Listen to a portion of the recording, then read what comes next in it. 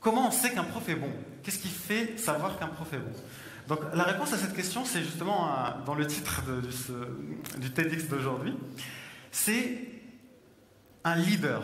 Un bon prof, c'est un leader. C'est comme un bon vendeur. C'est quelqu'un qui te donne envie d'aller de l'avant et d'y arriver.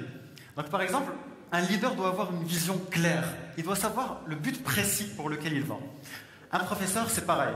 Sa vision, c'est que ses élèves réussissent et il doit tout faire pour l'atteindre. Un professeur doit savoir expliquer avec des mots simples. Je trouve celui qui a fabriqué ce vêtement, vraiment, il a du leadership. Pour expliquer à un papa où mettre les bras d'un bébé et les jambes d'un bébé avec une petite touche d'encouragement, c'est exactement ce que nous cherchons chez nos professeurs. De pouvoir aller expliquer des choses compliquées, simplement.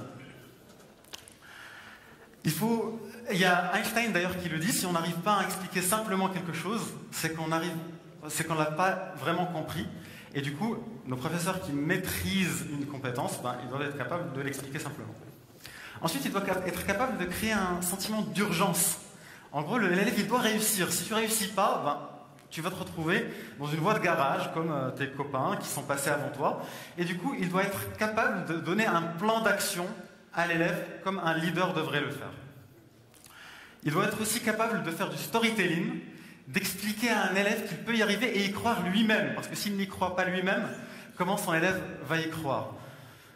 Et enfin, il doit y avoir une relation humaine entre le prof et l'élève. Donc ça ne doit pas être un robot qui parle, il doit être vraiment son grand frère. Et là, il y a une ambiance agréable. J'ai eu par exemple une maman qui m'a appelé quand j'ai dû arrêter un cours avec un groupe d'élèves. Elle m'a dit, mon enfant, il sortait de cours à 17h, il était super fatigué. Là, il va à ton cours de 18h à 20h, il revient avec beaucoup plus d'énergie à 20h qu'à 17h quand il revenait chez lui. Et c'est le seul cours où il veut aller. Pourquoi? Parce que tout simplement, dès le premier jour, et d'ailleurs c'est notre philosophie avec tous les profs, on dit à nos élèves, je suis ton grand frère, tu me tutoies, et je suis là que pour que tu réussisses, et j'y crois. En gros, la même maman d'ailleurs me disait au début de l'année que son enfant était nul, qu'il n'y arriverait jamais. Je lui ai expliqué tout simplement que s'il travaille, en persévérant, ça va marcher, et du coup, c'est ce qui s'est passé. Et donc, ça c'est le gros secret, que ce soit pour les profs ou pour les élèves, c'est de persévérer. En gros, pour apprendre à faire un coup droit, il faut faire 10 000 coups droits. Vous pouvez demander à Nadal. Pour apprendre à factoriser en maths, il faut faire 10 000 factorisations. Chacun va à son rythme, bien sûr, il y en a qui comprennent à la 10e, mais j'explique que tous les élèves peuvent y arriver, et donc que tous les élèves peuvent s'adapter au système éducatif sans forcément le révolutionner, et en sortir avec quelque chose qui les satisfait.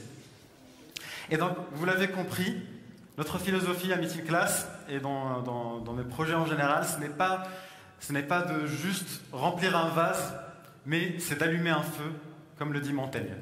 Merci. Bravo, bravo Zakaria.